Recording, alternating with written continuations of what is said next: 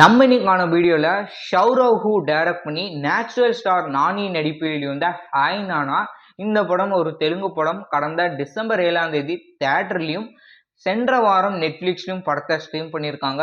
வாங்க வீடியோக்குள்ளே போகலாம். இந்த படத்துடைய கதாநாயகன் ஃபோட்டோகிராஃபராக இருக்கிறாரு. அவருடைய பொண்ணு ஸ்கூல் படிச்சுட்டு இருக்காங்க. அவங்களுக்கு அம்மாவே இல்லை.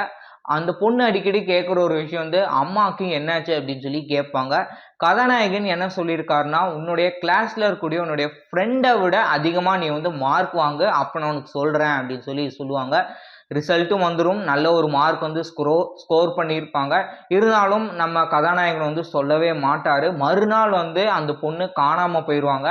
கதாநாயகன் அந்த பொண்ணை தேட போக, இன்னொரு பக்கம் கதாநாயகி மூலயமா அந்த பொண்ணு கிடைக்க, கதாநாயகி ஃபோன் பண்ணி சொல்லிடுவாங்க இந்த மாதிரி கிடச்சிட்டாங்க அப்படின்னு சொல்லி. அப்போ 2 பேருமே ஃபோர்ஸ் பண்ணி கேட்க, கதாநாயகன் தன்னுடைய ஒய்ஃப்க்கு என்ன நடந்தது அப்படின்னு சொல்லி ரிவீல் பண்ணுற ஸ்டோரி தான் இந்த படத்துடைய entire story. Once upon a time, there was a king. படத்தோட பாசிட்டிவ் அப்படின்னு பேசும்போது, படத்தில் அப்பா மகள் 2 பேர்த்துடைய பாண்ட் நல்லா ஸ்ட்ராங்காக எழுதியிருந்தாங்க. அந்த பொண்ணுக்கு ஃப்ரம் பர்த்லேருந்து லங்ஸில் ப்ராப்ளம் இருக்கும். கிரிட்டிக்கலான சுச்சுவேஷனில் இருக்காங்க. எப்போனாலும் இறந்து போயிடுவாங்க அப்படின்னு சொல்லி நாசர் சொல்லிட்டாரு. இந்த படத்தில் நாசர் டாக்டராக அவர் நடிச்சிருக்காரு. அவருக்குன்னு படத்தில் போர்ஷன் பெருசாக கொடுத்துருக்க மாட்டாங்க. கம்மியான காட்சியில் தான் அவர் வராரு. இந்த படத்தில் நான்கி நடிச்சிருக்காங்க. ஜெயராமன், முரணல் தாக்கர் போன்றவங்க இந்த படத்தில் நடிச்சிருந்தாங்க. நானிக்கு கூட ஒரு ஃப்ரெண்டு கேரக்டர் நடிச்சிருப்பாரு.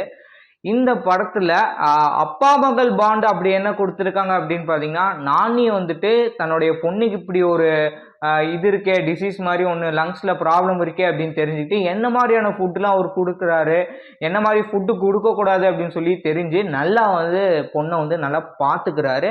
Please go head. நீ கமக்க చెప్పాలంతేగా. இந்த படத்தில் நானி டுவர்ட்ஸ் கிளைமேக்ஸ் ஃப்ளாஷ்பேக் போர்ஷனில் இதுக்கு அடுத்ததான் தன்னுடைய பொண்ணுக்கு இப்படி ஒரு லங்ஸில் ப்ராப்ளம் இருக்கே அப்படின்னு தெரிஞ்சதுக்கப்புறம் இந்த இடங்கள்லாம் எமோஷனல் அழகாக வெளிப்படுத்தி இருந்தார். ఎక్కడ తప్పు చేశాను?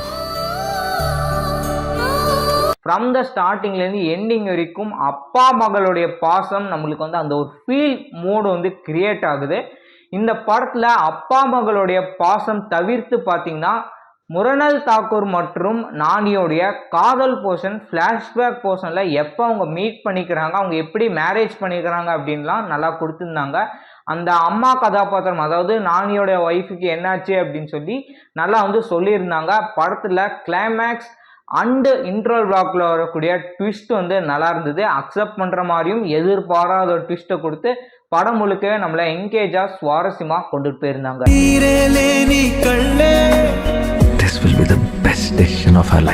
ஹேஷம் அப்துல் வஹப் இந்த படத்துக்கு மியூசிக் கம்போஸ் பண்ணியிருக்காரு. படம் முழுக்கவே பிளசண்டான ஒரு பிஜிஎம் கொடுத்துருந்தாரு. பாடல் அப்படின்னு எடுக்கும்போது பாடல் வரக்கூடிய மியூசிக் நல்லா இருக்கு. அதுக்கேற்ற மாதிரியே அருமையாக சிங்கர் பாடியிருந்தாங்க. அப்பா மகளுடைய பாண்டுக்கு யூஸ் பண்ண பிஜிஎம், அதுக்கப்புறம் லவ்க்குன்னு யூஸ் பண்ண பிஜிஎம் ரெண்டுமே நல்லா இருந்தது.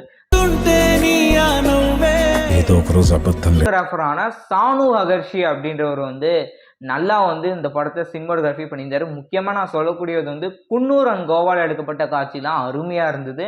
நல்ல ஒரு பியூட்டிஃபுல்லான காட்சி ப்ரெசென்ட் பண்ணியிருந்தாரு. அதுக்கேற்ற மாதிரியே படத்துடைய எடிட்டர் பிரவீன் ஆண்டோனி பியூட்டிஃபுல்லாக எடிட் பண்ணி கொடுத்துருந்தாரு.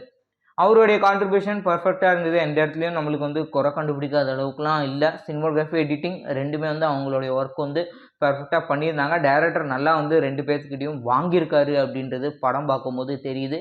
இந்த படத்தில் சினிமாட்டோகிராஃபி அடுத்ததாக ஃபோட்டோகிராஃபி அவங்க ஒர்க் பண்ணதை பற்றி சொல்லணும்னு தேவையில்லை. போஸ்டர்ஸ் எல்லாமே பொதுவாக சினிமாட்டிக்காக நல்லா போஸ்டர்லாம் பண்ணுவாங்க. இது போக பார்த்திங்கன்னா, நானே ஒரு ஃபோட்டோகிராஃபியாக இருக்கிறாரு. ஃபோட்டோகிராஃபியாக இருந்து என்னங்க பண்ணுறாரு அப்படின்னு பார்த்தீங்கன்னா, முரணல் தாக்கில் இம்ப்ரெஸ் பண்ணுற அளவுக்கு ஃபோட்டோகிராஃபி அவர் எடுத்து கொடுத்துருக்காரு. அந்த ஃபோட்டோ எடுத்து காப்பி கொடுங்க அப்படின்னு சொல்லி முரணல் தாக்கூர் கேட்பாங்க. மறுபடியும் அவங்களே இந்த காப்பி உங்களுடைய கரியருக்கு யூஸ்ஃபுல்லாக இருக்கும் அப்படின்னு சொல்லுவாங்க. அந்த அளவுக்கு அழகாக ஃபோட்டோ ஷூட் பண்ணியிருக்காருங்க முரணல் தாக்கூர். நான் முந்தோ அற்புதம். டைரக்ஷன் வைஸ் பார்த்தீங்கன்னா டைரக்டர் ஒவ்வொரு ஆர்டிஸ்ட்டுமே நல்லா நடிக்க வச்சுருந்தாங்க. முக்கியமாக நானியோடைய கதாபாத்திரம் சிறந்த ஒரு அப்பா கதாபாத்திரத்தில் நடிச்சிருக்காரு. It is Banda. நான் கிரீன் கலர் நடிச்சேன். இந்த படத்துடைய நெகட்டிவ் அப்படின்னு பேசும்போது படத்துக்கு கதைக்கு தேவையான மாதிரி பாடல்கள் இருக்குது, அதெல்லாம் தப்பு சொல்ல முடியாது. ஆனால் ட்ரிங்க்ஸ், அதாவது ஒரு பப்பு அந்த மாதிரி ஜாலியாக என்ஜாய் பண்ணுற மாதிரி ஒரு பாட்டு வந்து கொடுத்துருந்தாங்க. அந்த பாட்டு எதுக்கு இந்த படத்தில் கொடுத்துருக்காங்க அப்படின்னு தான் எனக்கு படம் பார்க்கும்போது ஃபீல் ஆச்சு.